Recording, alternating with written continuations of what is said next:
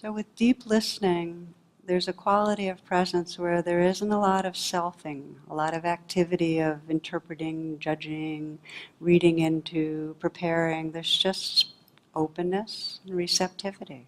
There's no controlling of anything.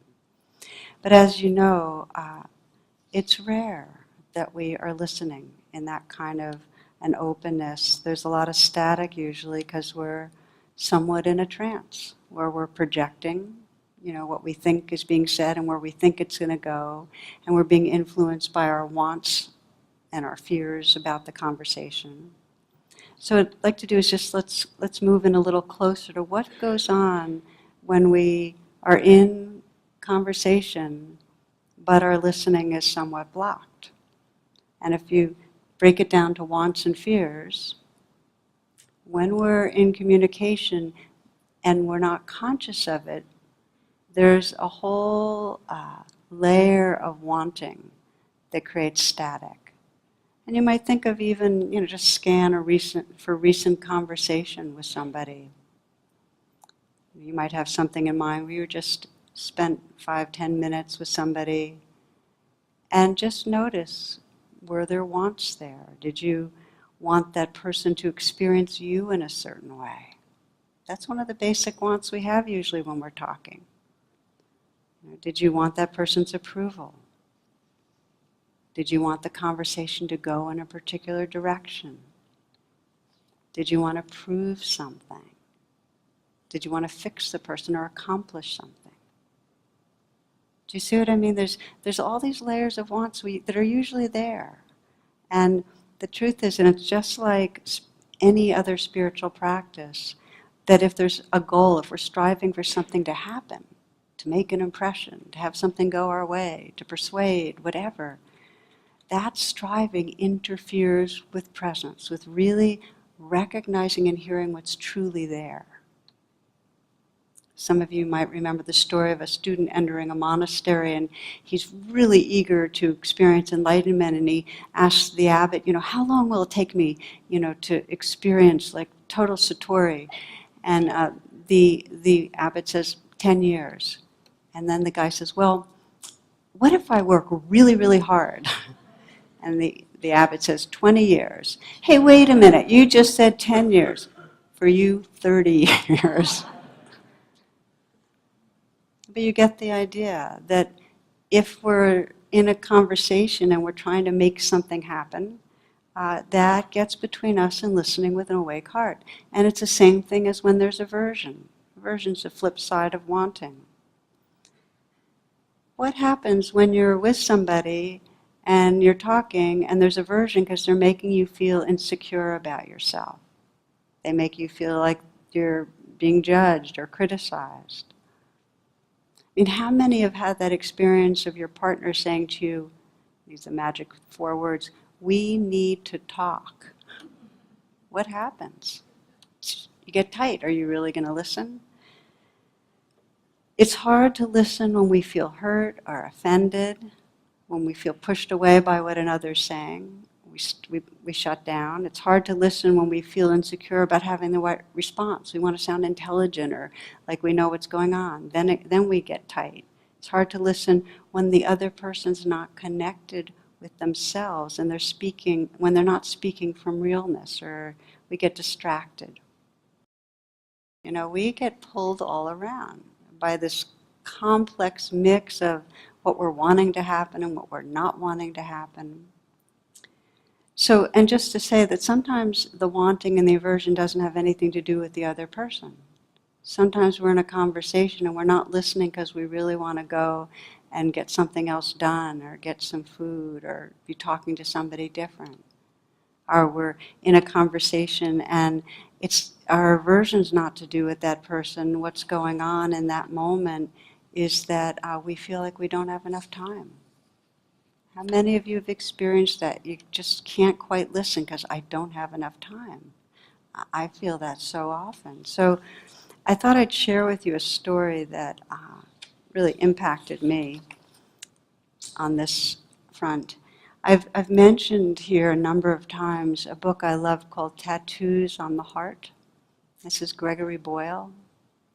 So Gregory Boyle's a Jesuit priest who works with gangs in Los Angeles, the most violent parts of Los Angeles. And he'd create work programs for them and a sense of community, a huge amount of healing he's been responsible for. So he describes one morning that he's completed Mass and the next thing he has is a baptism to do. So he's got a little time between the two. So he goes into his office. He's got like about 10 minutes.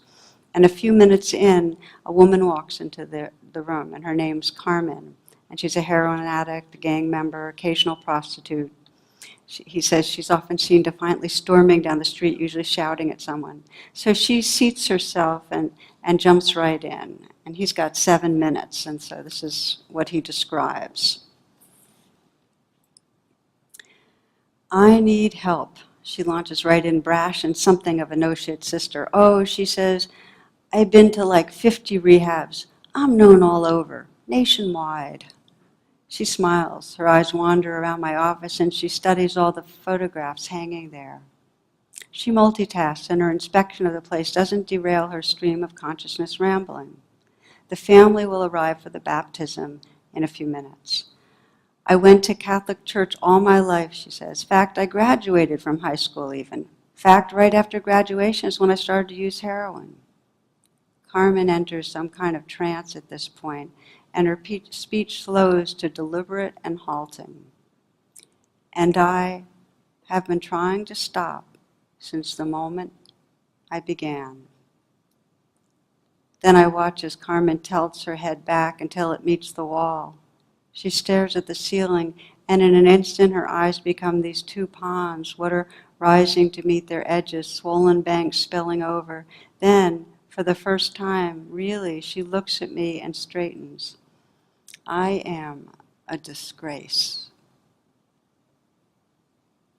Suddenly her shame meets mine, for when Carmen walked through the door, I had mistaken her for an interruption.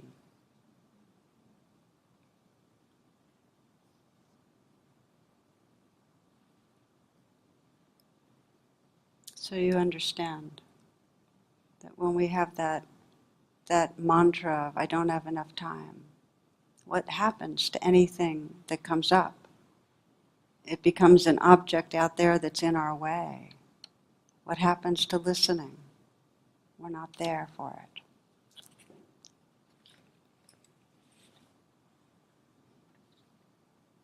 I want to name one more most basic level of fear that interferes with listening.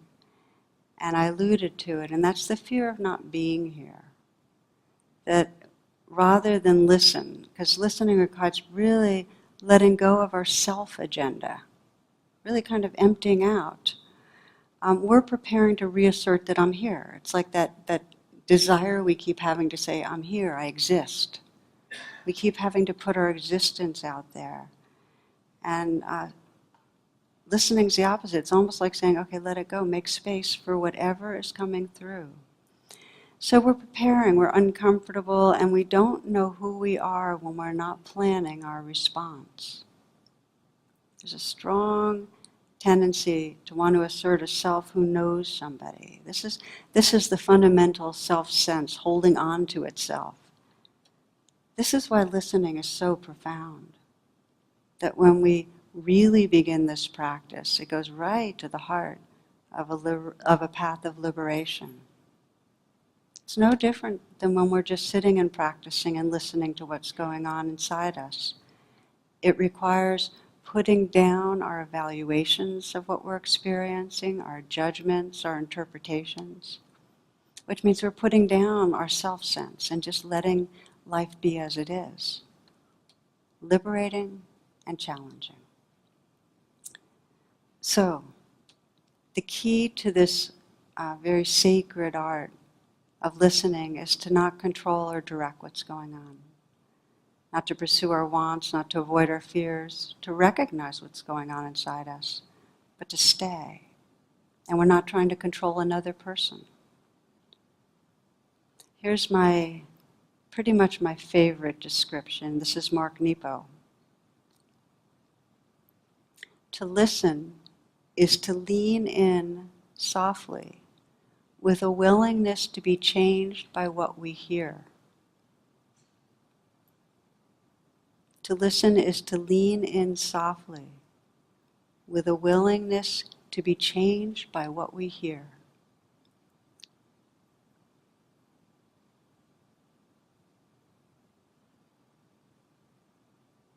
Take a moment, if you will, just to pause and close your eyes and perhaps bring to mind one person that you'd like to deepen your capacity for listening with.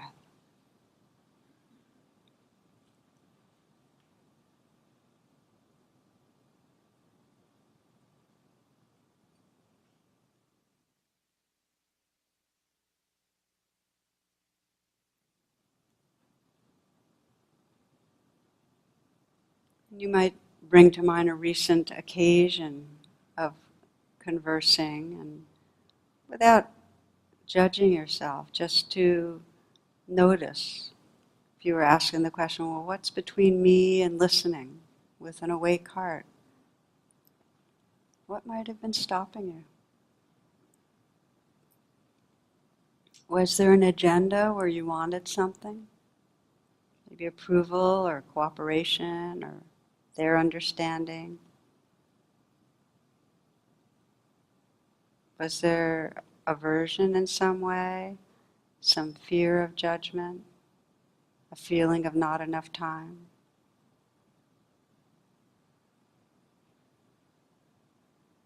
How did you control the experience if you weren't just simply listening? Did you get distracted into your own thoughts? Did you try to steer the conversation? Plan a response?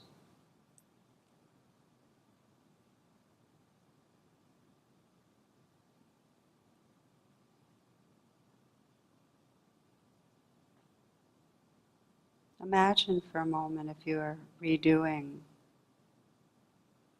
what would your intention be? How would you sense your own intention around listening? Just using your own words. What do you wish?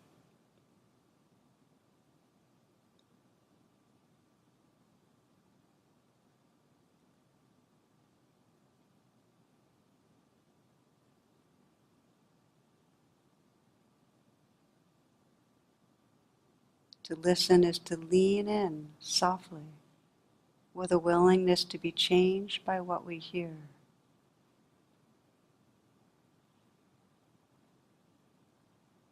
The willingness to discover, to understand more deeply.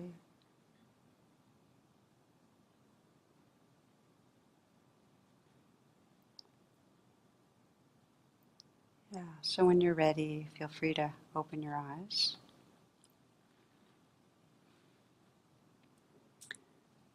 So the gift of this path of really deliberately deepening our capacity for listening is that we spend more moments where we're resting in our true nature, in a full awareness that's not centralized around self, that's open, sensitive, engaged.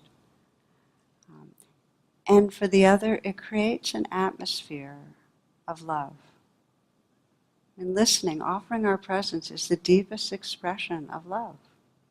It's such an invitation for another person. It makes it safe for the other person to unfold and to blossom. And when somebody listens to us without judgment, with that openness and that sensitivity, we unfold in that presence. One of my favorite descriptions of the power of listening is to imagine that our essence, this creative spirit that all of us have, is like a fountain. And that it's the source of the fountain. It's for all of us. That same pure awareness, intelligence, love. It's all the same for all of us. But when we haven't been listened to, that creative source, that fountain, kind of dries. It shrivels. It's like when it's listened to, it thrives. It really flows. So, but when we haven't been listened to, and when we don't listen to ourselves, it kind of dries up and it gets clogged. And then what we express is kind of murky or vague or confused. Sometimes you'll talk to people or you'll find yourself speaking in a way where you're really speedy or nervous and there's no silences and there's no real connection with what's there. And that's because you haven't had that much of that atmosphere of real listening presence given to you or given to you, or you haven't given it to yourself.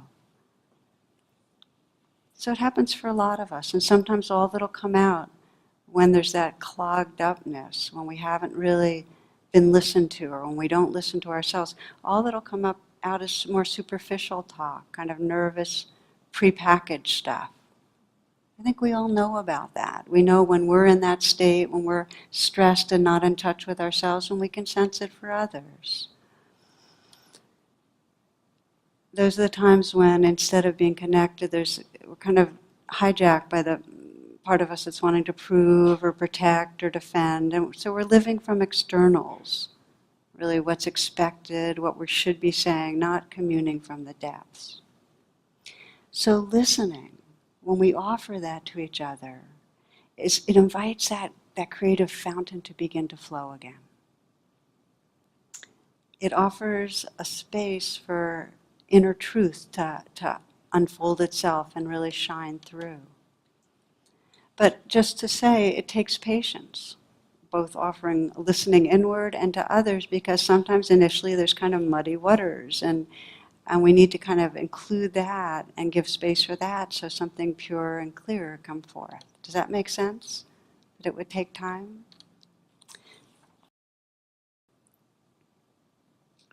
It's an amazing gift that we can offer, even just a little bit, even with somebody that we don't know or are not going to spend much time with. Just offering that space, something begins to happen. This is Thich Nhat Hanh. He says, deep listening is the kind of listening that can help relieve the suffering of another person. You can call it compassionate listening. You listen with only one purpose, to help him or her to empty his heart. Even if he says things that are full of wrong perceptions, full of bitterness, you're still capable of continuing to listen with compassion. You just listen with compassion and help him to suffer less. 1 hour like that can bring transformation and healing.